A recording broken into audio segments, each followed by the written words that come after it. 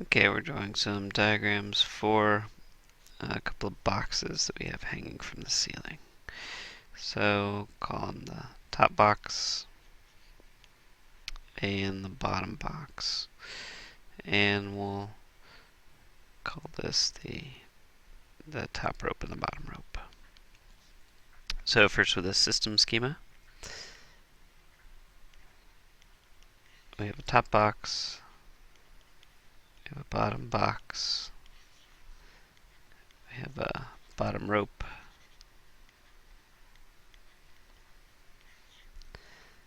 and we have top rope, we have a ceiling, and we have the earth. Okay, so the ceiling and the top rope and the top rope and the top box are connected by that tension we're going to call TT for T-top, tension top. And the top box and the bottom rope and the bottom box are connected by tension we'll call TB for T-bottom, tension bottom, bottom rope. The ceiling interacts with some other stuff, but it's not going to be either of our boxes, so we can stop there. The Earth is going to interact gravitationally with the bottom box. We'll call it MB for the bottom mass times G. And with the top box, we'll call it MT times G. And those are all the interactions that we have that we're interested in, at least. So we're going to start with the lower box.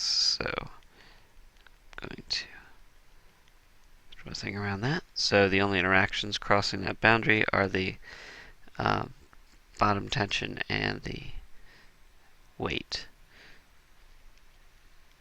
So that bottom tension goes up and the weight goes down. This is for the bottom box. Those should balance out because the acceleration of that bottom box is 0. So it's balanced. The forces should be balanced.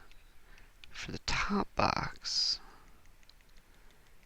I have two tensions that are different plus a weight exerted by the Earth. So I want to be careful here to make sure that tensions are the same, that forces are the same, that look the same, that are the same.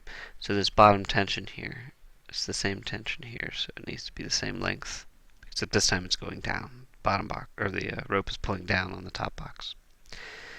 The top box also has a weight, mtg, and then that tells me that the top tension, because I was careful in drawing my diagram for the top box, is going to have to be bigger than the bottom tension.